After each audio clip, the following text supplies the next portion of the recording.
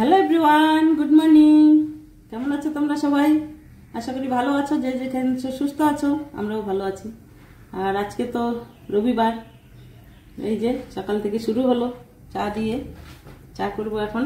আর current নাই, বিশেষ করে এই জন্য অন্ধকার লাগছে, কালো কালো হচ্ছে। তো কারেন্ট নেই, অনেকক্ষণ হয়েছে গেছে, এখনো আসার নাম নেই, জানি না কখন আসবে। তো চাটা করে নিই। ব্রেকফাস্ট বানাচ্ছে, সাবুদানা ভিজিয়ে রেখেছিলাম আলু দিয়ে, তারপরে বাদাম দিয়ে, এগুলো দিয়ে উপমার মতো বানাচ্ছিল। আর আমি বাজারে গিয়েছিলাম, সবজি নিয়ে আসলাম, ধনেপাতা নিয়ে আসলাম, মাছ নিয়ে আসলাম, এই জন্য তো ওগুলো নিয়ে আসলাম। এসে তো সোজা চলে আসলাম রান্নাঘরে কাপড় চেঞ্জ করে। তারপরে এই যে মাছ এখন হলুদ লবণ দিয়ে ম্যারিনেট করছি। এখানে ফ্রাই প্যানটা বসিয়েছি, ফ্রাই প্যানটা গরম হয়ে গেলে তেল দেবো, দিয়ে মাছগুলো ভাজবো। তো মাছে নুন হলুদ মাখিয়ে একটু ম্যারিনেট করে রেখে দিলাম। তো দেখো নুন হলুদ মাখিয়ে রাখছি মাছগুলো, আর ফ্রাই প্যানটা ততক্ষণে গরম হচ্ছে। তো এখন তেল দিব, দিয়ে তেলটা গরম হয়ে গেলে, সর্ষের তেল দিয়েছি এখানে, আর সর্ষের তেল দিয়ে তেলটা গরম হয়ে গেলে মাছগুলো ভেজে নেব। মাছগুলো এপিট ওপিট করে লাল করে ভেজে নেব। তো আজকে একটা রেসিপি দেবো, কাতলা কালিয়া। তো দেখে নাও কেমন করে রান্না করছি। তোমরা তো সবাই জানো, কিন্তু আমি কি করে রান্না করি সেটা দেখে নাও। তো মাছগুলো ভেজে নেব এখন ভালো করে, তারপরে মশলাগুলো জোগাড় করব, যা যা লাগে। কাতলা কালিয়া বানাতে তো সবই লাগবে। তো মাছগুলো ভেজে নেব। তো এই রেসিপিটা আমি আরেক দিন দেওয়ার চেষ্টা করেছিলাম, কিন্তু ফোনটা আমার সাথ দেয়নি, ফোন বন্ধ হয়ে গেছিল, আর ফোনটা খারাপ ছিল একটু বলেছিলাম। তো পুরো রেসিপিটা দিতে পারিনি, সেই জন্য আরেকবার বানাচ্ছি। তো দেখে নাও কী করে বানাই।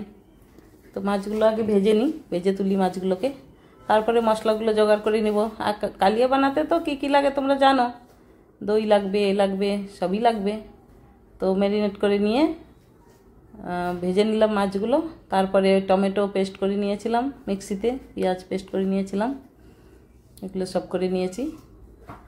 তো কালিয়া বানাতে রুই মাছটা সরষার তেলেই ভালো হয়। সরষার তেলেই, যেমন ছোটো মাছ চচ্চড়ি করলে সরিষার তেলে করলে ভালো হয়।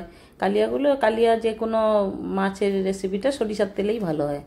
আর আমাদের বাঙালিরা তো আমরা সরষার তেলেই খাই, রিফাইনটা তো কমই খাই। কিন্তু আমরা আবার একটু, আমার বাচ্চাগুলো না সরিষার তেল খেতে চায় না, বলে গন্ধ লাগে। তো এমনিতে মাছ খায় না, কোনো ব্যাপার না, আমরাই খাবো, আমি তো খাই, আমার হাজব্যান্ডও খায়। তো সরিষার তেল খেতে চায় না ওরা, ওই জন্য আমরা রিফাইনটাই বেশি ব্যবহার করি, যেন গন্ধ লাগে নাকি ওদের, বলে গন্ধ লাগে সরিষার তেলে, ওই জন্য খেতে চায় না। তো দেখো তেল, মাছ ভাজা হয়ে গেল, তেল কড়াইতে দিয়ে দিলাম, দিয়ে তেলটা গরম হয়ে গেলে এখানে হাফ টিস্পুন জিরে, গোটা জিরে, তারপরে গোটা গরম মশলা, 2টো এলাচ, একটুখানি দারচিনি, 2টো শুকনো লঙ্কা, 2টো তেজপাতা, এগুলো ফোড়নে দিলাম। ফোড়নটা ভালো করে ভেজে নেব, যাতে গরম মশলার ফ্লেভারটা ভালোভাবে তেলের মধ্যে যায়। তো ভেজে নিয়ে একটা মিডিয়াম সাইজের কুচনো পেঁয়াজ, ওটা দিয়ে দিলাম। ওটা এখন ভালো করে লাল করে ভেজে নেব। পেঁয়াজটা লাল করে ভেজে নিয়ে তারপরে পেঁয়াজ বেটেও রেখেছিলাম সেটা দেব, মানে মিক্সিতে পেস্ট করে রেখেছিলাম।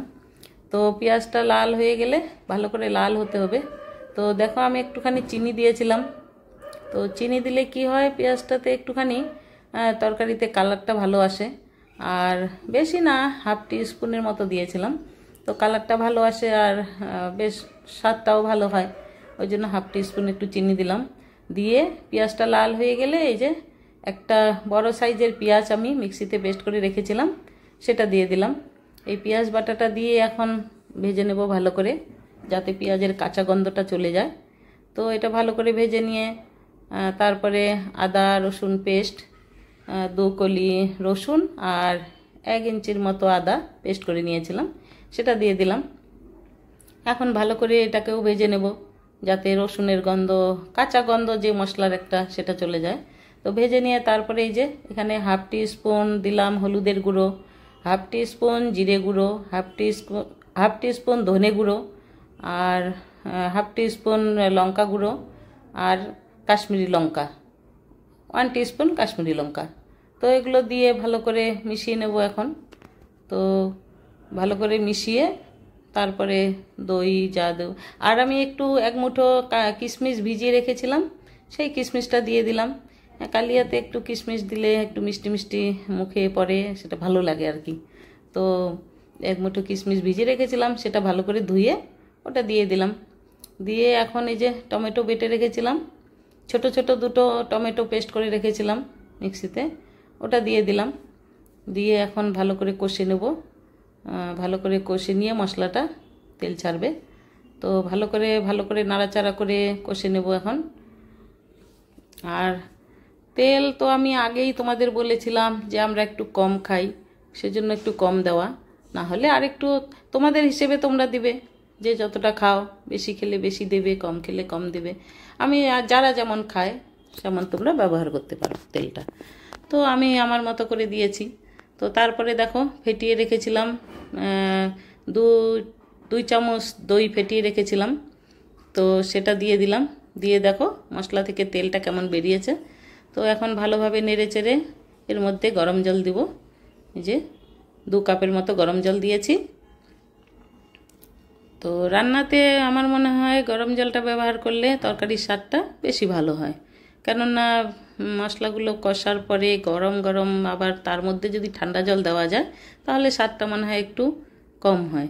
আর গরম জলটা দিলে মনে হয় একটু ভালো লাগে। তো আমি যে কোনো ঝোল বলো, যে কোনো এসব কালিয়া বলো, যে কোনোতে আমি একটু গরম জলটা ব্যবহার করতে ভালোবাসি।